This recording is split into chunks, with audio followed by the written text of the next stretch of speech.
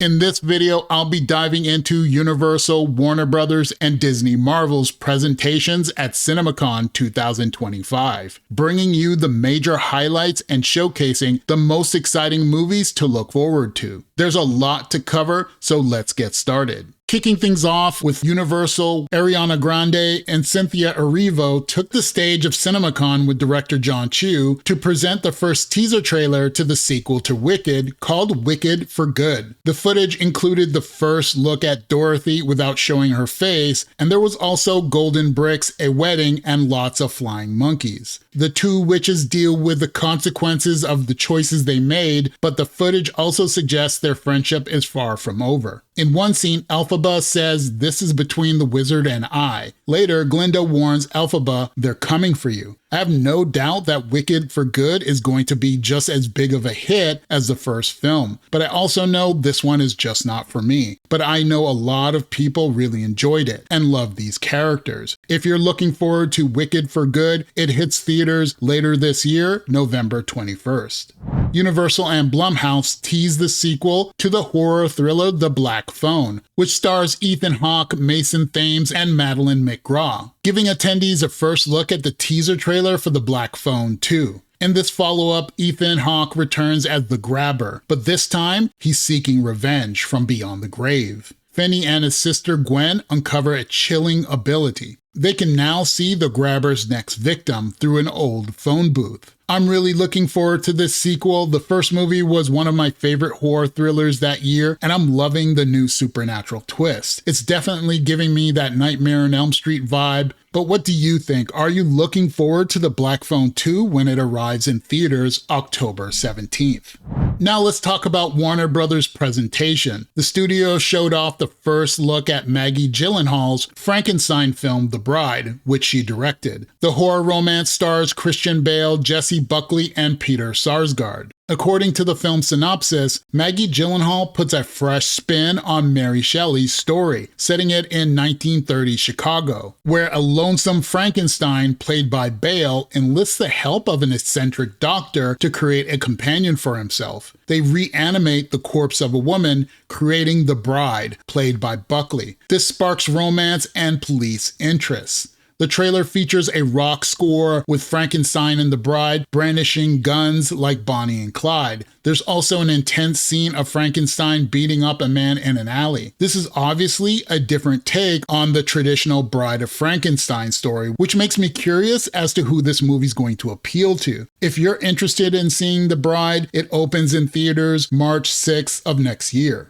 Now let's dive into Mortal Kombat 2. New Line teased the first footage from the video game adaptation, showcasing the key characters and Carl Urban as Johnny Cage. For those who aren't familiar with the story, Mortal Kombat follows a group of fighters tasked with defending Earth from the sinister forces of Outworld. In a sizzle reel, Carl Urban yells, "I'm Johnny blanking Cage." That was followed by seeing him grinning as he declares, "It's showtime." We also see very quick shots of various characters fighting. It's clear from the footage that Carl Urban's Cage will be the main focus of the sequel. It's funny because I don't think anybody would have ever expected Carl Urban to star in a Mortal Kombat movie, especially as Johnny Cage, a narcissistic martial arts superstar in the game. But Urban's such a versatile actor, having appeared in everything from Star Trek to Judge Dredd, so it'll be very interesting to see how he brings Cage to life. Mortal Kombat 2 is set for release on October 24th.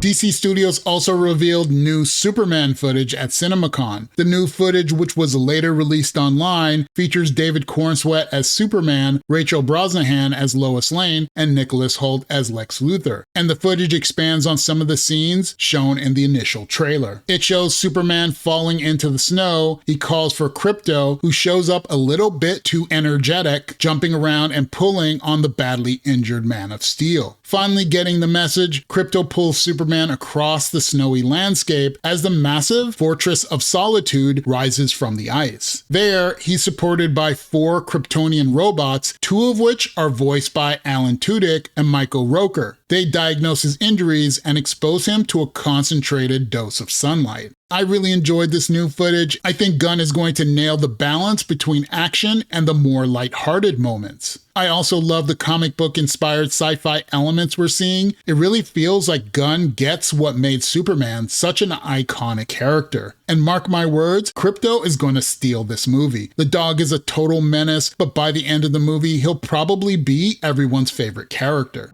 Disney-owned 20th Century Studios brought a first look at Predator Badlands, the next installment in the sci-fi franchise. The film's star, Elle Fanning, took the stage to tease the new film, saying something unprecedented happens in this movie, and my character is not the one being chased. My character actually teams up with the Predator, and you get to see him in a whole new light. In the trailer, we see the Predator standing on the shore, but this is not Earth. We also see the Predator isn't wearing his helmet. At another point, he's surrounded by giant deadly monsters. Fanning's character says, "You're hunting something that can't be killed." I wasn't really a huge fan of Prey. These movies stopped being worth watching after Predator 2 in my opinion, but this seems very interesting. Elle Fanning doesn't typically do sci-fi movies, so her casting could just be the thing the series needs to breathe new life into the Predator franchise. Let me know if you're looking forward to checking out Predator Badlands in theaters November 7th. Director James Cameron is still hard at work in post-production on the third chapter of his Avatar saga, Fire and Ash. But the filmmaker did send a video message along with star Zoe Saldana that showcased some of the first looks of the film. The audience was treated to multiple scenes in 3D. The footage opens with Saldana's Neytiri telling Sam Worthington's Jake the strength of the ancestors is here. Later, after the pair deal with dangerous attacks involving plenty of fire, Jake implores Neytiri to let go of her hatred, saying, "You cannot live like this." Toward the end of the footage, one character says, "We cannot defeat this enemy that comes from the stars." The biggest reveals were the scenes featuring the two tribes, the Ash people and the Wind Traders. The Wind Traders are a peaceful, nomadic, air-traveling clan, and the Ash people are former Na'vi who have forsaken Awa. They're the main antagonists of the film, in addition to the invading humans. I'm really looking forward to seeing Fire and Ash. The Way of Water was visually stunning, and with the advancements in technology since that last film, I can only imagine how much more incredible the next installment will be. December 19th can't come soon enough.